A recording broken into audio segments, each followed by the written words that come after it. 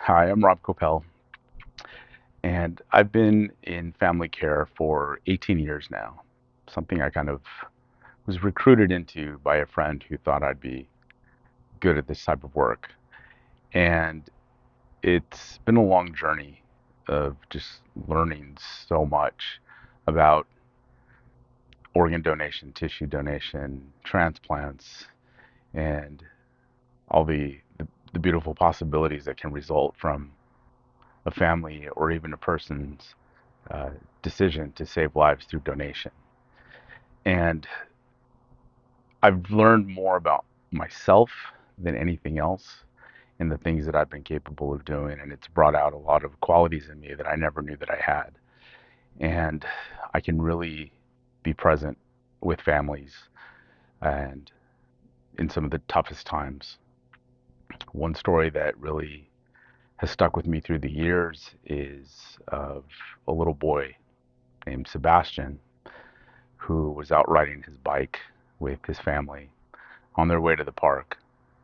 And as they were about to cross a very large intersection, thought that his dad was making a step to cross the street when he was just taking a step out to look at traffic. And being as competitive as Sebastian was, wanted to be the first one across the street. Unfortunately, he went too soon and was struck by a car that was coming by. When I met with Sebastian's parents, his father was obviously just riddled with guilt and pain.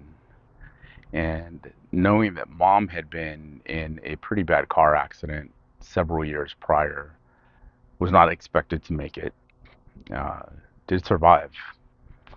So I was cautioned by the hospital team that she may be very hopeful and not willing to accept the fact that this little boy was brain dead.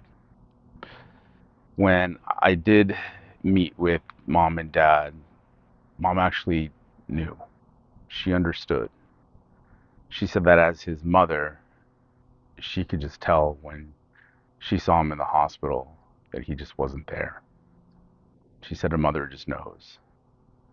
When the opportunity for donation came up, mother definitely wanted to do it. The patient's father didn't. He was still struggling with what had happened. And this was too difficult of a decision for him, and obviously wanted to be protective of his little boy, didn't want him to go through anymore. Mom explained to him how important it would be, how much it would mean to her, and how healing it would be for their entire family. And eventually, they both agreed and decided that they wanted Sebastian to save lives. Mom had one request. She asked if she could get a picture of Sebastian's heart.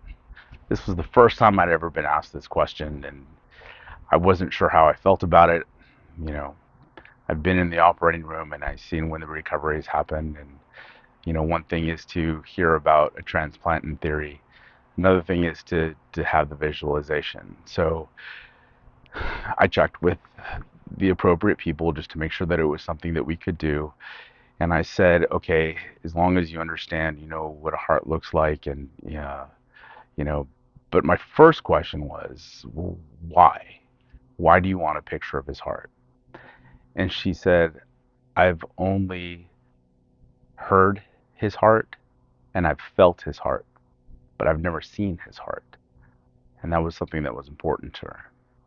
So I agreed and said it would be only if the heart was being recovered for transplant. It would be outside of the body. So I had requested for the picture to be taken. And when the picture was taken, obviously this happens in an operating room, and it's kind of a cold, sterile environment. And I didn't like the way the picture looked. It was a great picture of his heart, but I wasn't sure if it was something that his mom would be able to really see. So I gave it to a friend of mine who is a uh, photographer, And she was able to create this beautiful image where she just kind of edited the photo, and it was just the heart, and then she made another version of the heart with wings, and one version with it being held by a hand. And when I delivered that photo to Sebastian's mom, it was very, very emotional, and she really loved that photo. And it was something that I really enjoyed doing. Being able to do something like that for a family, something a little bit different and go above and beyond what we typically do. And we try to do as much as we can for families. And the things that I've learned over the years has come mostly from the families that I work with. They have taught me everything, and I continue to learn and I continue to grow. And we're humans and we're never perfect at what we do. We try to be the best version of ourselves. And that's what gave me the idea of offering coaching for people who work in family care. And the one thing that I always wanted was, what are some things that I can say to families that is going to be poignant and um, compelling and powerful and supportive and compassionate and tender. Uh, and the one thing that I always wanted was to watch other people. What do they say? What do they do? How do they act? And any opportunity that I had, I'm able to take little bits and pieces from different people and people who have done this work just so brilliantly. And so the idea came that if we can offer to organ procurement organizations where we bring in other people who have been working at this for years and have helped many families, so that their staff, whether it's somebody brand new or somebody who's been doing it for a few years, it's always nice to see somebody else and see somebody else's style. And so the idea is for them to be able to develop themselves personally, to be able to take things from other people, things that are uh, said in a way that's authentic to them, and being able to develop themselves to be the best version of themselves, to do this work with compassion, with confidence, with tenderness, and effectiveness. So that's where the idea came from. And it's something that I think also the people that work with us who are doing some of this coaching really goes a long way, because it gives another purpose.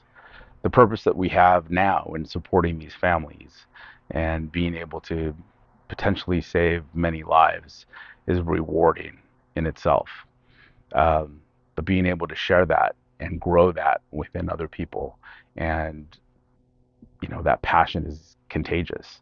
And the people that have that passion truly have the passion and can really affect other people who do this as well. We're always looking to expand our team. So if you have experience with supporting families and advocating for organ, eye, and tissue donation, please reach out to us. We would love to have you as part of our family support coaches in helping other OPOs and family care staff in finding their own ways and their own styles to be able to effectively support families and advocate for donation. So please go to the website, reach out to me. Would love to hear from you.